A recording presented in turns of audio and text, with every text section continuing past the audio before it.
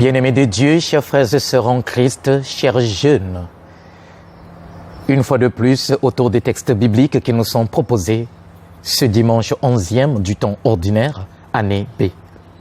La première lecture nous vient du livre du prophète Ézéchiel, le chapitre 17, du verset 22 au verset 24. Pour la méditation, nous avons l'extrait du psaume 91.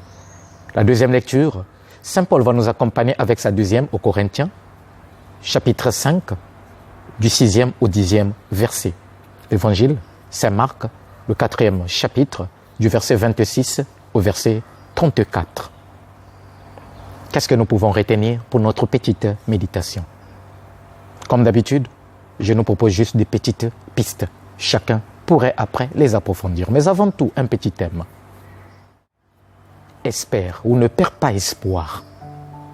Fais ton peu et laisse Dieu faire le reste. Oui, faisons notre peu. Chers frères et sœurs en Christ, en regardant les textes bibliques qui nous sont proposés aujourd'hui, un seul mot, espérance. Je l'ai dit en m'appuyant sur les images. Sémence, plante, arbre, tout est question d'espérance. Trois petites pistes.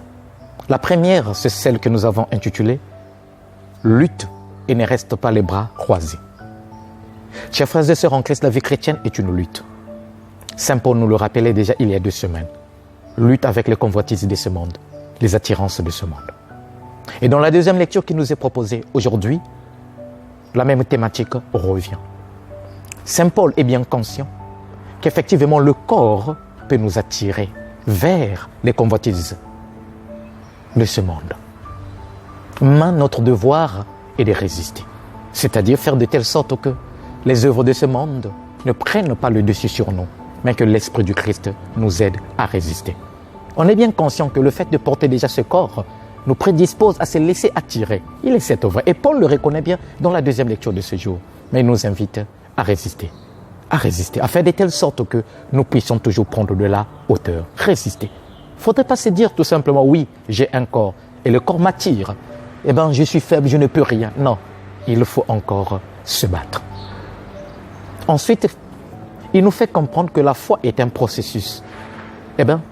Regardons ou écoutons un petit extrait pour mieux corroborer à cette vision, n'est-ce pas, paulinienne. Nous demeurons loin du Seigneur tant que nous demeurerons dans ce corps. En effet, nous cheminons dans la foi, non dans la claire vision. Nous cheminons. La foi est un processus. Et donc, qui dit processus, dit une marche. Au fur et à mesure que nous marchons, nous pouvons tomber, le corps. Mais il faut se relever et avancer. Nous cheminons. Chaque jour, il faut se purifier pour pouvoir tendre vers la sainteté. Écoutons la suite. Paul ajoute, « Mais de toute manière, que nous demeurions dans ce corps ou en dehors, notre ambition, c'est de plaire au Seigneur. » Que nous demeurons dans ce corps ou pas, notre ambition, c'est de plaire au Seigneur. Autrement dit, la finalité, c'est être proche de Dieu. La finalité, c'est la vie de Dieu. La finalité, c'est participer à la béatification que le Seigneur accordera à tous ses élus. Et donc, chaque jour, nous devrions lutter. Gare à nous, alors, si nous passons tout notre temps à dire « je suis faible », c'est le corps qui m'attire. Non, oui, le corps est là, le corps t'attire. Mais à toi de résister, à faire de telle sorte que tu ne sois pas esclave de ton corps, mais plutôt maître. La deuxième piste que je nous propose pour notre méditation, c'est celle que nous avons intitulée « C'est Dieu qui fait croître ». Oui, bien-aimé de Dieu, tout à l'heure, nous l'avions rappelé qu'il est question d'espérance.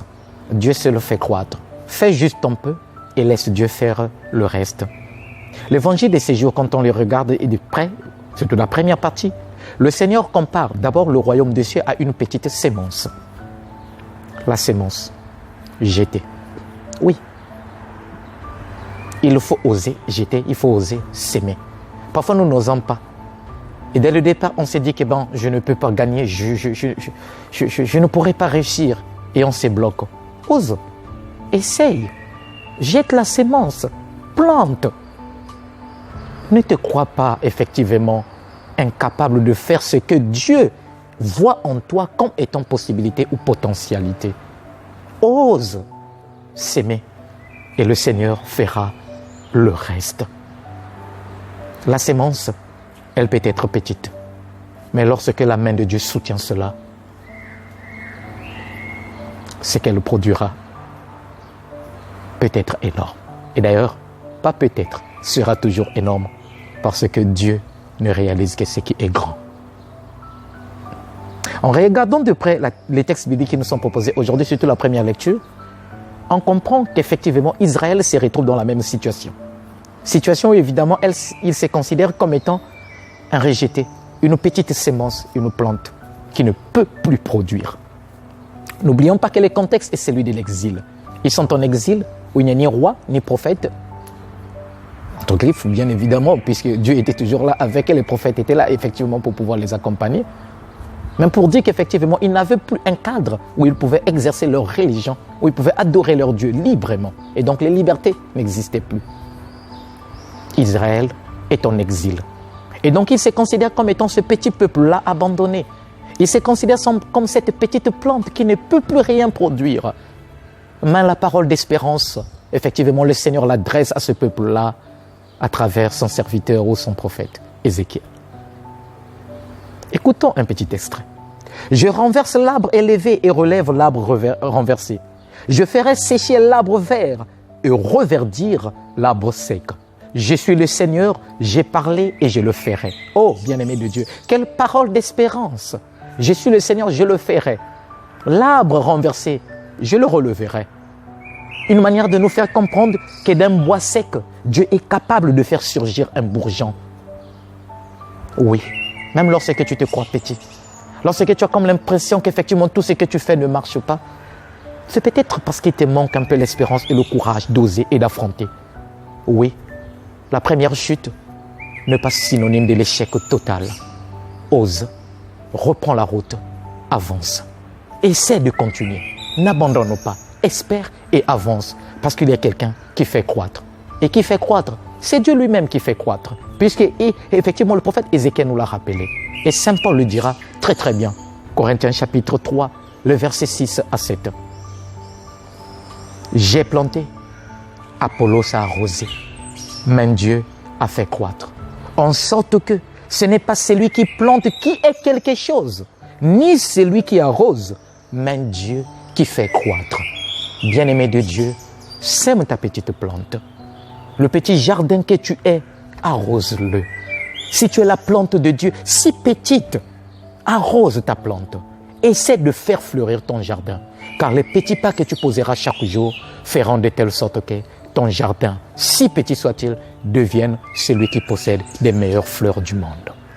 Sois le jardin, si petit, mais un beau jardin, en faisant tout simplement le peu que tu pourras. Dieu fera croître le reste. La troisième et dernière piste que je nous propose pour notre méditation, c'est celle que nous avons intitulée « Dieu ne nous demande pas des miracles ».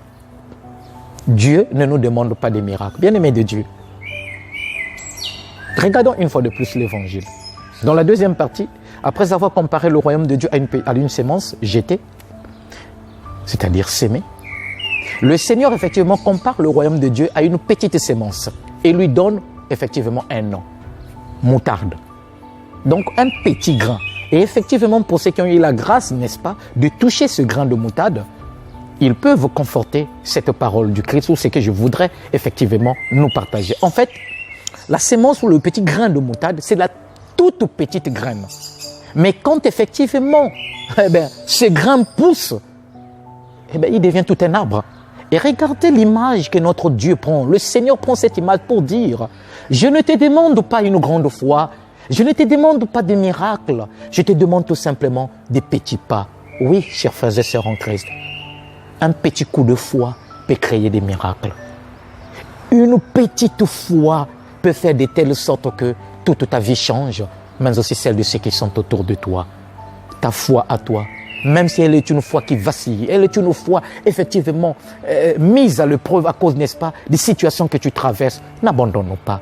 Garde cette foi vive, parce que Le Seigneur ne te demande pas un grand miracle ou au cas contraire, une foi qui dépasserait le monde. Tout ce qu'il te demande, c'est de lui faire confiance. Une manière de nous faire comprendre que nos petits gestes d'amour, nos petits gestes de charité, nos petits gestes de fraternité et de communion nous rapprochent de Dieu ou réalisent le règne de Dieu. Quand effectivement la famille est nourrie, le règne de Dieu est en train de se réaliser. Quand effectivement le malade est visité, le règne de Dieu est en train de se réaliser. Quand effectivement les enfants sont éduqués, accompagnés, le règne de Dieu est en train de se réaliser. Quand les jeunes sont vraiment accompagnés et on leur offre des structures, et je dirais une éducation et des formations qui cadrent avec la réalité qui est la leur, mais aussi celle de notre monde, le règne de Dieu est en train de se réaliser. Quand effectivement les prisonniers sont visités, le règne de Dieu est en train de se réaliser. Quand le mensonge est abandonné, l'infidélité est rejetée, le règne de Dieu est en train de se réaliser. Quand effectivement la veuve du quartier est visitée, soutenue, même une petite salutation, c'est le règne de Dieu qui est en train de se réaliser. Et donc, bien-aimés de Dieu, lorsque nous disons dans la prière du Notre Père que ton règne arrive, effectivement, dans des petites choses que nous faisons chaque jour, nous sommes en train effectivement de réaliser ce règne. Faisons de telle sorte que notre vie devienne effectivement des petites, je dirais, lumières ou des étincelles qui feront de telle sorte que ce règne-là que nous attendons et où évidemment nous serons proches de notre Dieu puisse commencer maintenant à travers des petites choses que nous faisons. Espère, n'abandonne pas, fais juste le peu et laisse Dieu faire le reste. Ainsi, ton jardin ou ton arbre fleurira. Que Dieu vous bénisse, que Dieu vous garde, que Dieu vous protège. Bon dimanche. Ciao.